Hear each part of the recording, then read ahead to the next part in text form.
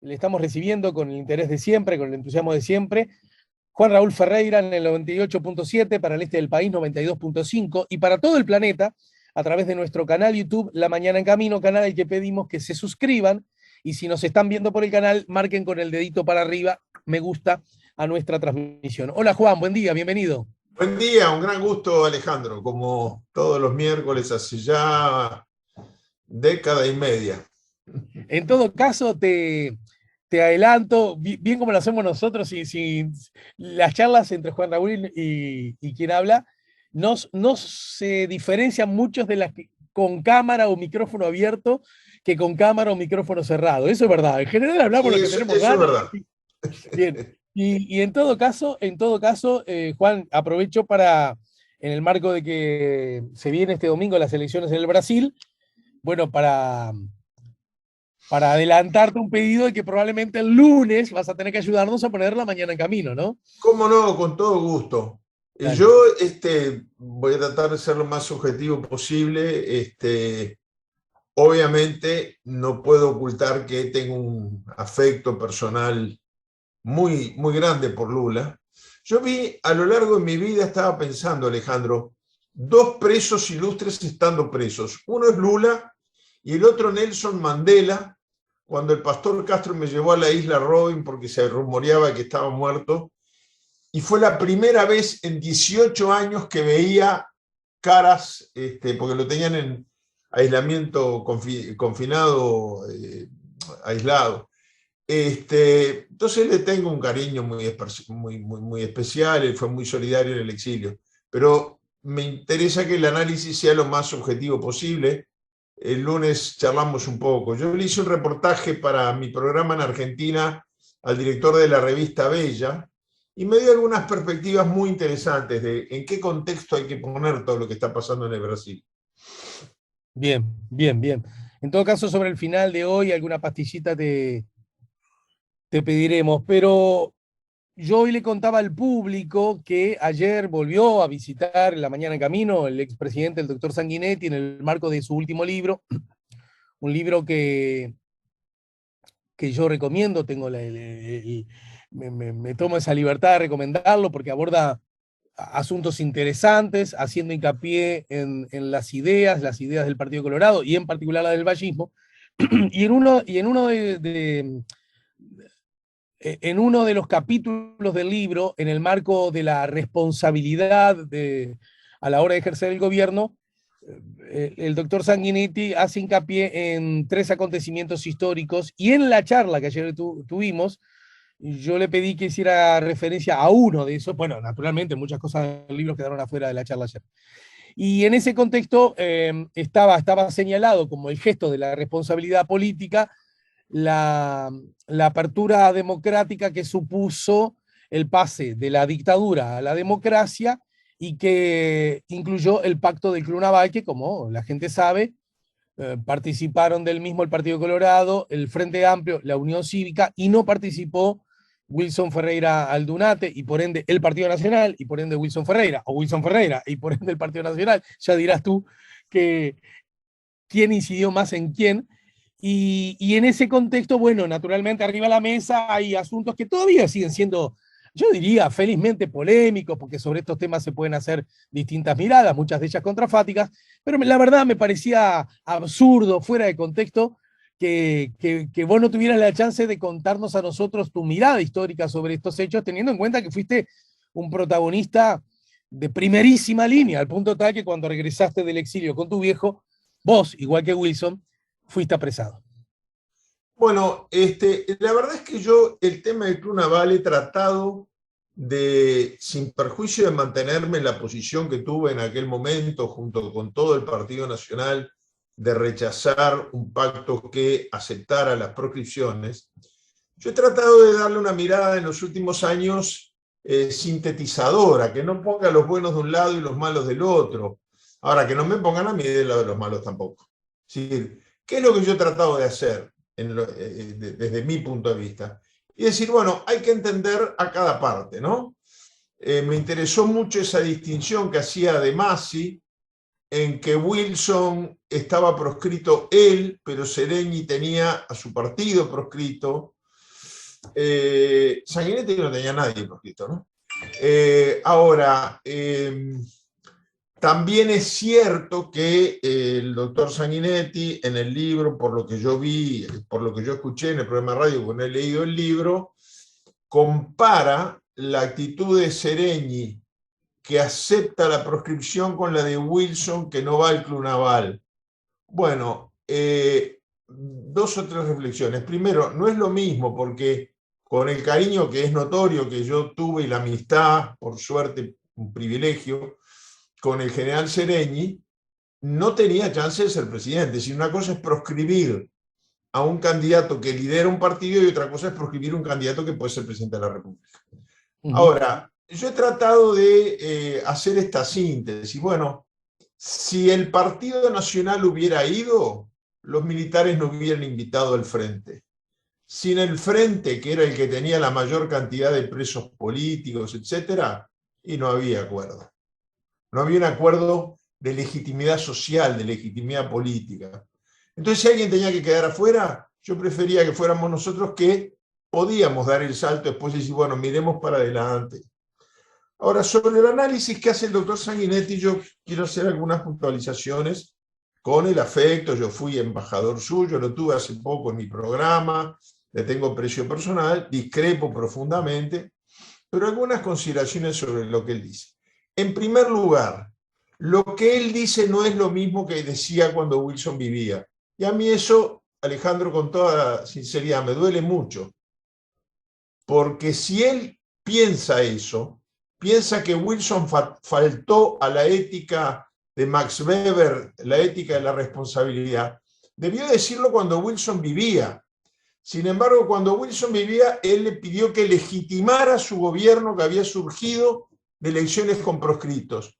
Y después que Wilson muere, ha venido increyendo este relato histórico nuevo, en el cual, bueno, Wilson era un buen tipo, pero medio etéreo, romántico, vivía en el exilio, desde el exilio no se sabía bien qué fuentes de información tenía, se dejaba dar manija, no estaba muy informado de lo que ocurría adentro. Y esto a mí me parece, sinceramente, totalmente falso. No fue así la realidad. Yo estaba leyendo, a raíz del libro que estoy escribiendo, estaba leyendo las cartas que publicó Carlos Julio Pereira, que se llama Cartas desde el exilio, que son las cartas que le mandó mi padre, y las publica en un libro antes de morir. Y la verdad es que es asombroso ver cómo Wilson, 4 o 5 años antes de que ocurrieran determinados hechos, los describía a la perfección. Entonces se podía estar de acuerdo o no con él, pero que él tenía un nivel de información con el interior del país muy grande, no cabe la más mínima duda, desde mi punto de vista. El doctor Sanguinetti además dijo algunas cosas en el programa que hay algunas con las que no estoy de acuerdo, otras no son verdad. Por ejemplo, cuando él dice que el Partido Nacional sacó el 25% de los votos, digo, se desprende que él dice, los que apoyamos el Club Naval sacamos el 75%. Bueno, esto no es verdad. No es verdad. El Partido Nacional perdió por 100.000 votos, no sacó el 25%, sacó cerca del 40% de los votos.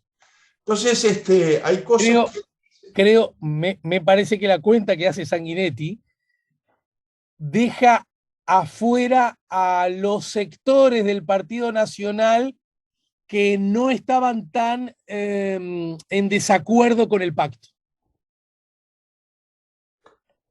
Bueno, ninguno lo manifestó así, ¿no? Es decir, los candidatos, el único sector que se manifestó en ese sentido fue el director, el sector que llevó la fórmula Paisema-Eso, que no llegó a un 1% del electorado. Pero Dardo Ortiz, que salió senador, él se manifestó contrario al Club Naval. Luis Alberto Lacalle, que sacó 2 senadores, y bueno, primero era partidario de ir a las reuniones, pero después aceptó la resolución del partido de no ir, pero estaba en desacuerdo con ir a elecciones, por lo menos eso es lo que manifestaba. Entonces no se puede decir que el 75% de la población. Entonces resulta que la posición de Wilson quedó reducida a la cuarta parte del electorado, esto no responde a la realidad. Ahora, yo repito, me parece que Wilson no está, no puede contestar, y me parece raro que el doctor Sanguinetti haga todo este relato histórico distinto del que hacía en vida de Wilson, que en ese relato histórico no incluya el aporte que hizo Wilson a la gobernabilidad de su administración, que arrancaba con una situación de falta de legitimidad muy grande porque no habían participado sectores políticos, candidatos importantes, y uno de ellos con posibilidades de ganar. Entonces, Wilson, en vez de cobrar esa cuenta, le aseguró la gobernabilidad, legitimó su gobierno, y ahí Sanguinetti hablaba maravillas de Wilson. Y después que muere Wilson, empieza un relato en el cual dice que no estuvo a la altura de la ética de la responsabilidad. Después, la otra cosa, sí, pero interrumpime lo que sea. No, porque me siento la obligación ética de dar cuenta que en la charla que ayer tuvimos acá en la radio con Sanguinetti de ese periodo, digamos, post-elecciones, con el propio Sanguinetti ya en el gobierno, de ese periodo no hizo, a ese periodo no hizo referencia. No. Yo lo que digo es que durante ese periodo él no decía las cosas del otro periodo que dice ahora. Es decir, estas cosas las empezó a decir después de muerto Wilson. Hubiera sido más sano para la sociedad, para todo, que si él tenía estas acusaciones tan duras, las pudieran hacer.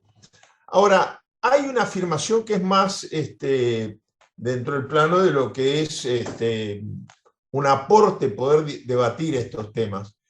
Él dice que, y bueno, estábamos en una dictadura, y si no era pactando y acordando, ¿cómo se podía salir? No se puede salir de otra manera. Bueno, yo me pregunto, ¿de qué otra dictadura América Latina salió a través de un pacto? De ninguna.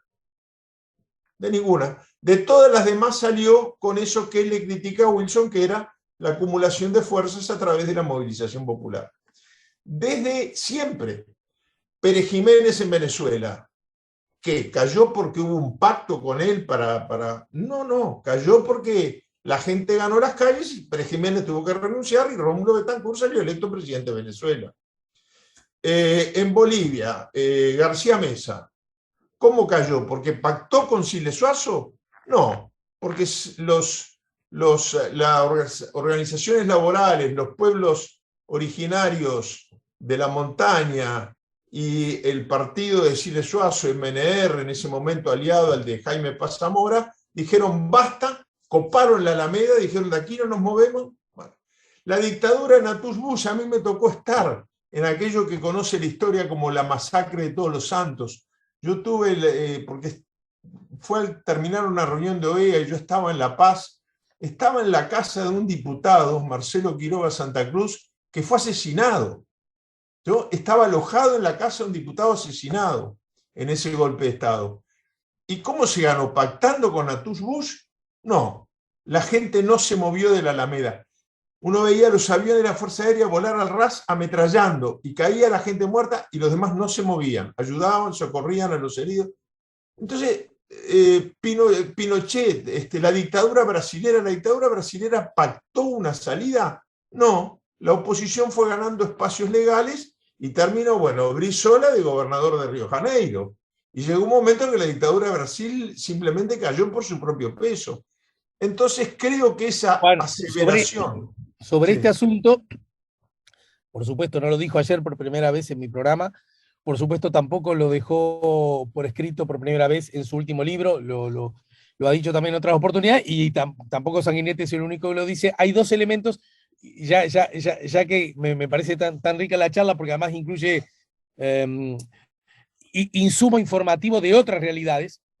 Dos cosas dice. Primero, el gran mérito es haber salido negociando sin que hubiese muertos en las calles, adelantando los plazos que inexorablemente no hubiera sido posible si se dejaba el debilitamiento natural, digamos, de la dictadura por sí mismo. Y en el caso, y pone justamente como ejemplo el caso chileno, donde los chilenos tuvieron que bancarse la dictadura de Pinochet 5 años más, y encima con Pinochet jefe de las del Fuerzas ejército. Armadas, del ejército, y además, y en el caso de Argentina, que podría ser como el otro parámetro, bueno, ellos tuvieron la guerra de las Malvinas y militares que pierden una guerra ya están desautorizados de todo punto de vista y estaban en franca y absoluta retirada, pero por Sí, el efecto derrota de las Malvinas. Y en ese sentido cita a Sereñi también, que manejaba un concepto similar. sí, yo creo que sí, que el caso de yo los ejemplos que puse simplemente para decir que la máxima de si no se sale negociando, se sale solamente derramando sangre, no es lo que dice la historia de América Latina. Hay muchos ejemplos de salida por movilización popular, eh, sin que hubiera que recurrir a las armas. Ahora, la otra cosa que también a mí me parece importante es que hoy estamos viviendo una crisis, hemos hablado mucho de esto referido a la situación global de la vida, la salud de la democracia, la vida de los partidos, la crisis de los partidos como instrumento de comunicación, la crisis de credibilidad de la sociedad en el sistema de partidos, que es muy peligroso. Mirá lo que pasó en Italia recién con el triunfo yo siempre digo que cuando gana la ultraderecha, los que no son de ultraderecha dicen peyorativamente fascistas y la ultraderecha se enoja. En Italia no se enojarían porque quisieron registrar el nombre fascista y está prohibido por ley, entonces registraron el nombre de partido Hermanos Brasileños, perdón, italianos. Ahora, yo creo que en esto cumplir con determinadas otro comentarito, perdóname lo Sí, claro. desordenado, Alejandro, pero tú decías eso de que se hubiera dilatado. Los militares ya le habían puesto fecha a las elecciones antes del Pacto de Cunaval, ¿eh?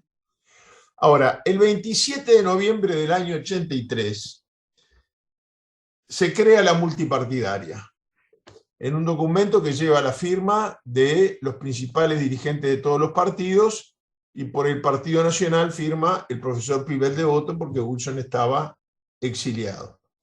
Y en el documento constitutivo dice, los abajo firmantes se comprometen a, y no dice no negociar, no dice eso, pero dice no aceptar la realización de elecciones con proscritos. Entonces, si tú firmas eso y después firmás que se proscriba, que aceptás que se proscriba gente, y se va erosionando la credibilidad institucional, ¿no? Es decir, había un compromiso formal, había un compromiso formal de no aceptar las proscripciones, y después se aceptaron. Entonces, yo estoy dispuesto a superar el debate y no poner a quienes pactaron en el Clunaval en el banquillo de los acusados, pero que el doctor Sanguinetti no me ponga a mí y a los que estuvimos en esa posición en el banquillo de los acusados. Me parece que es un debate que hay que tratar de ver, comprender la posición del otro. Ahora, si tantos años después empezamos a decir los que no fueron eran unos utopios que no entendían nada y faltaron a la ética de la responsabilidad, bueno, venimos mal, me parece que es un retroceso muy grande. A mí me gustan los análisis históricos del tipo del cual yo aprendí mucho, por ejemplo, del libro de Carlos de Masi, donde hace un esfuerzo por ponerse, porque cada uno se ponga en el zapato del otro y diga, bueno, yo cómo hubiera visto este proceso si hubiera estado en esta otra situación objetiva. Yo recuerdo cuando saqué el libro Vadearás la sangre, son como varias historias cortas de personajes de la vida pública nacional, y hay uno sobre el doctor Sanguinetti, fue en el año 2002, creo, y ahí di cuento la reunión que tuvieron mi padre y el doctor Sanguinetti en Santa Cruz de la Sierra, poco antes del regreso de mi padre, y el doctor Sanguinetti le dice que él está dispuesto a acordar con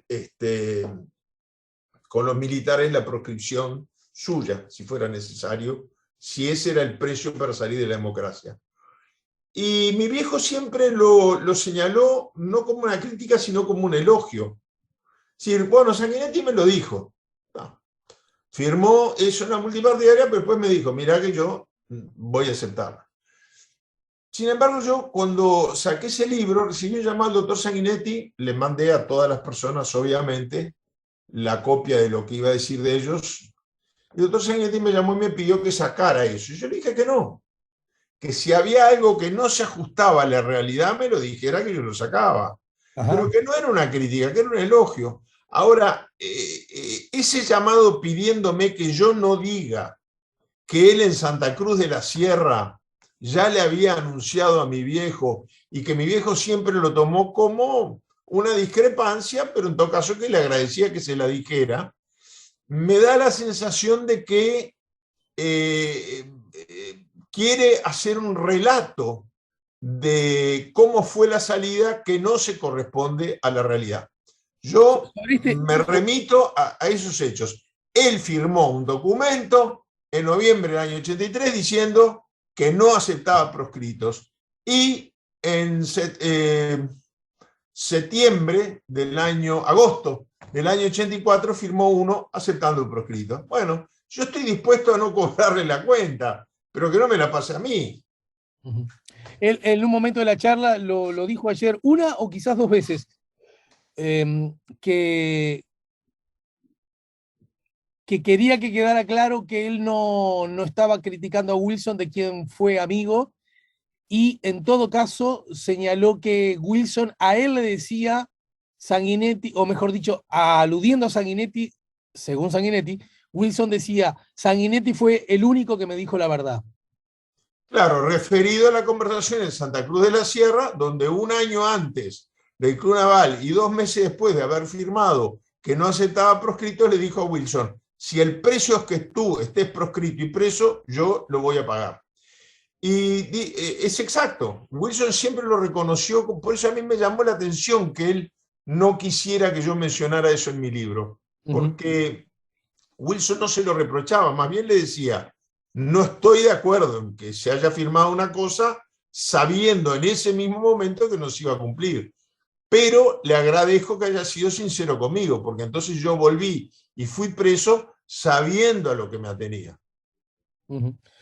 Para terminar, Juan, porque hablar de estos temas necesariamente implica aludir a otro asunto sobre el cual en tu vida pública has hecho especial hincapié, y me animo a decir, militancia, que por sí misma cuestiona algunas decisiones políticas que tomaste en el pasado, pero es muy sabido que cuando se abordan estos temas, de alguna manera hay un discurso, que es un discurso que sostiene parte del Partido Nacional o voceros del Partido Nacional, señalando que allí, en el Club Naval, digamos, se pactó la impunidad, ¿verdad? La posibilidad de que los tupamaros recuperaran la libertad y la posibilidad de que los militares no fueran a los estrados judiciales a pesar de los delitos cometidos durante la dictadura. Y sobre eso, otra vez más, le hice ese comentario a Sí, yo Sanguinetti. lo vi con mucha atención, sí. Ah, bien, bien. Lo Bueno, digo, y él, eso bueno, no se porque puede... déjame resumirlo por si hay gente que no lo vio Sí, ayer. sí, sí, sí. Y él vuelve a decir que es exactamente todo lo contrario. Justamente no abordaban esos temas porque hubiera sido la razón para romper el acuerdo y no seguir transitando en esas negociaciones. Entonces, la mejor estrategia fue, de eso no se habla porque tampoco para los militares iba a ser grato que ellos le dijeran, mira que una vez que estemos en el gobierno, vamos a amnistiar a los tupamaros. Bajo esa lógica, Sanguinetti entonces desconoce que hubiese algún tipo de pacto, que en todo el caso el pacto era no hablemos de estos temas. Sí, ahí obviamente él estuvo, yo no estuve, mi padre no estuvo, nadie del Partido Nacional estuvo. Ahí hay que recurrir a los que estuvieron. Ahora, hay versiones encontradas. Él dice que el tema no se tocó, el teniente general Medina decía que se tocó, ¿no? Yo me acuerdo de un programa que hizo mucho ruido de televisión en Canal 10 con Omar de Feo, Marquesano, y estaba mi padre, y en determinado momento, cuando se sostiene esta tesis, mi padre había dejado en la cabina de Canal 10, en la producción, el video y pide que se pase al aire y sale Medina diciendo, naturalmente, que todo esto reposó en el entendimiento y el acuerdo de que no se iba a juzgar a los militares que habían cometido delitos de lesa humanidad. Pero claro, eso Medina ya murió, yo que sé, eso lo tendría que haber discutido Sanguinetti con Medina, porque tienen un relato y una versión distinta. Yo creo que lo que hay que tener cuidado es con cambiar el relato. Yo, de vuelta, me remito a en octubre del 83 se firma, no vamos a aceptar elecciones con proscritos. Yo salí el 20 de agosto y ya se había firmado el Clunaval, no recuerdo exactamente la fecha, menos de un año después se firma que haya proscritos. En este tema también no se discutió del tema, y sale el general Medina y dice, sí, se habló del tema. Y bueno, bien. Yo creo que no justifica, creo que he sido muy explícito en mi autocrítica, no debimos de haber votado la ley de caducidad. Agrego, la noche antes de que el directorio resolviera esto, Sanguinetti le dijo que había un peligro de ruptura institucional a mi padre. Bueno, y al otro día de votarse la ley dijo que nunca le había dicho nada. Bueno, sobre ese punto ya adelantás algo, porque vos sabés lo que siento por vos, pero no quiero que tampoco esto sea tan fácil para vos, para tu partido, incluso para la memoria de tu padre, porque creo que se honra la memoria de los grandes cuestionando las cosas que pudieron haber hecho, ¿no es cierto? Claro, bueno, la crítica que yo hago a la ley de caducidad es una. Porque en todo caso, aún admitiendo que en el pacto del Club Naval Sanguinetti y Seregni acordaron con los militares, explícita o implícitamente, bueno, mirá, vamos a tener que generar una amnistía general y restricta para que todo el mundo abandone las cárceles, y a cambio le vamos a dar a ustedes una ley de impunidad para evitar que tengan que enfrentarse a la justicia del Estado de Derecho. Aunque eso haya sido cierto, si fuera acuerdo entre blancos, entre colorados y frente amplistas, ¿qué necesidad tenía el Partido Colorado de aportar la ley, de aportar los votos y de aportar la redacción? Entonces. Sí, eso se responde a otra instancia posterior.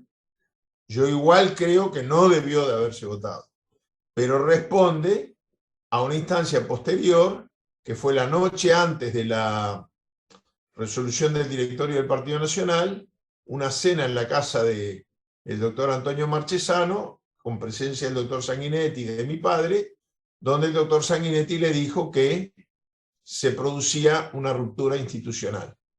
En realidad, yo creo que se equivocó mi padre, pero cuando él toma la decisión, su temor no era que hubiera un golpe de Estado.